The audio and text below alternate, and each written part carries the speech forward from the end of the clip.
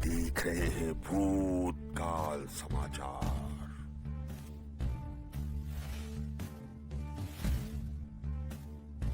आपका स्वागत है हमारे चैनल में। मैं हूं आपके साथ अपनी गुप्ता। चलिए चलते हैं आज की खास रिपोर्ट पर। अगर आपको हमारी वीडियो अच्छी लगी हो तो प्लीज लाइक करें, शेयर करें एंड सब्सक्राइब करें। Thank you.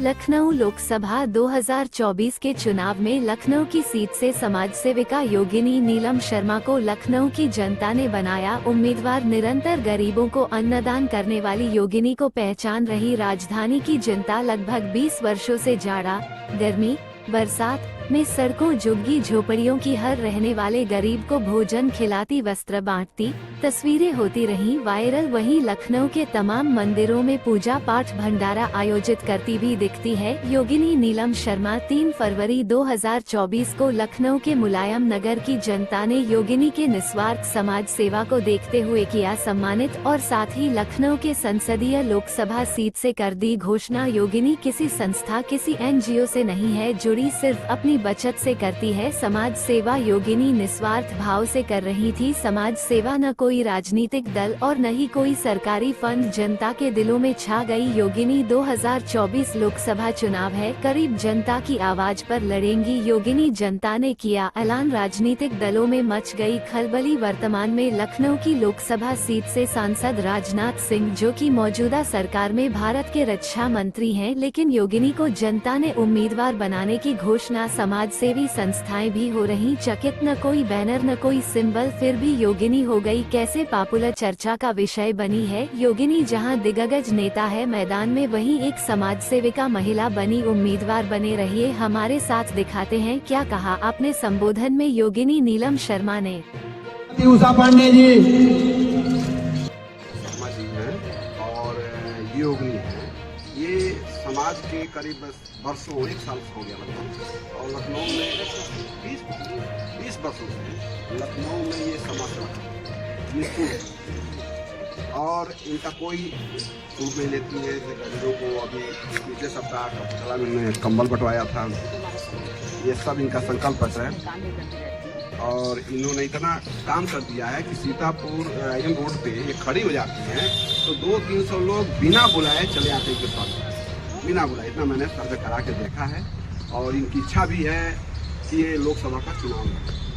तो हम लोग इसीलिए इकट्ठा हुए हैं कि इनका थोड़ा बहुत जो भी सहयोग करें। और मैं चाहूँगा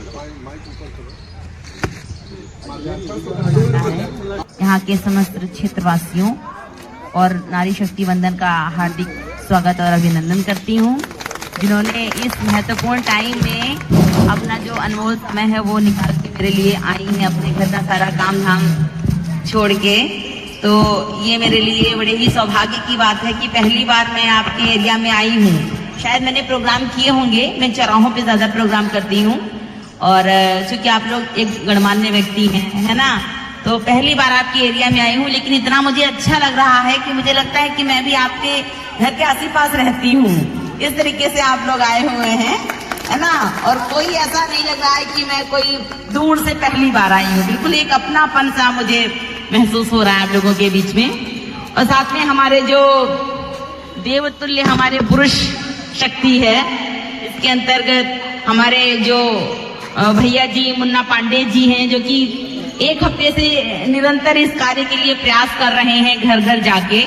और हमारे बीच में श्री RV सिंह जी, सुमंत पांडे जी, प्रमेंद्र पालीवाल जी, आशीष तिवारी जी, DK श्रीवास्तव जी, गेंदालाल शर्मा जी, ब्रजेश पांडे जी और Navnath Pandey ji, RK Singh ji, Ram Narayan Pandey ji, CN Sharma ji, SS Pandey ji और RP वर्मा जी।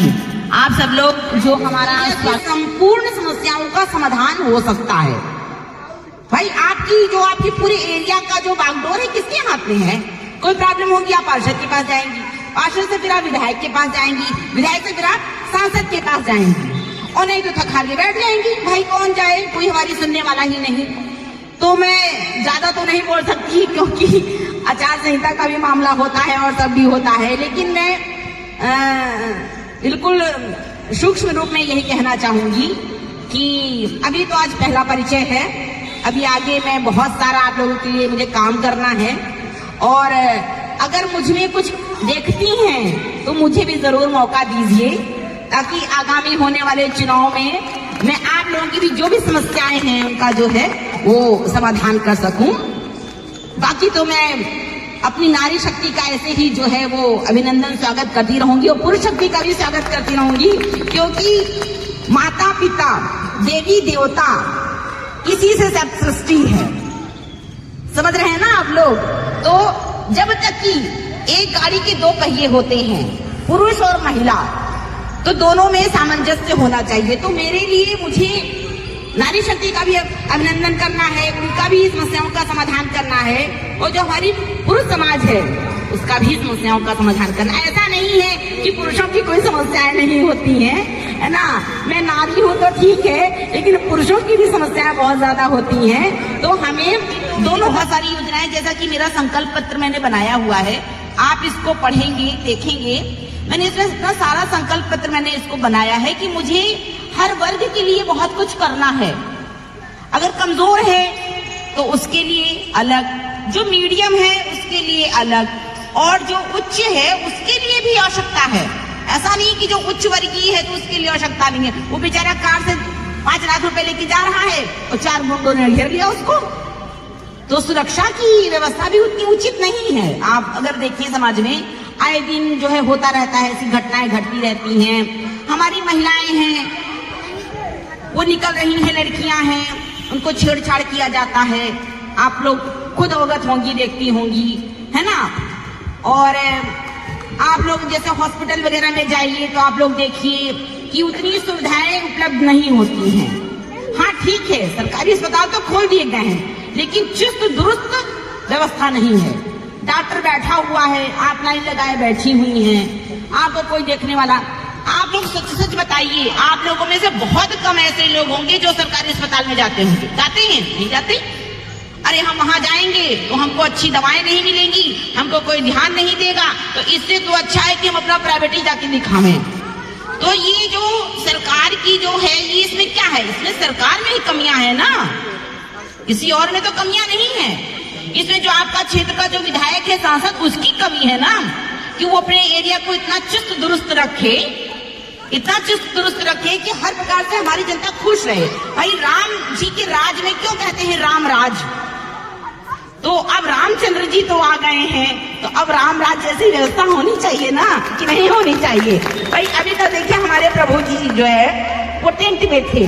मैं भी कई बार अयोध्या गई और मैंने देखा, मुझे बड़ा कष्ट होता था मैं जब अपने प्रभु श्री राम जी को देखती थी कि जो पूरी दुनिया को खिला रहे हैं, जो पूरे संसार को चला रहे हैं, वो बेचारे जब टेंट में हैं तो हम अपने बारे में क्या सोचें? जब वो दुखी है तो हम भी दुखी हैं, है ना। लेकिन जब अपने हमारे प्रभु विराजमान हो चुके हैं तो ऐसा नहीं है हर सरकारें आई हैं तो उसमें कोई ना कोई कमी रही हो। हर सरकार में कोई ना कोई कमी जरूर होती है, लेकिन इसमें सबसे बड़ा जो नेतृत्व होता है वो किसका होता है? हमारे विधायक और सांसद का नेतृत्व होता है।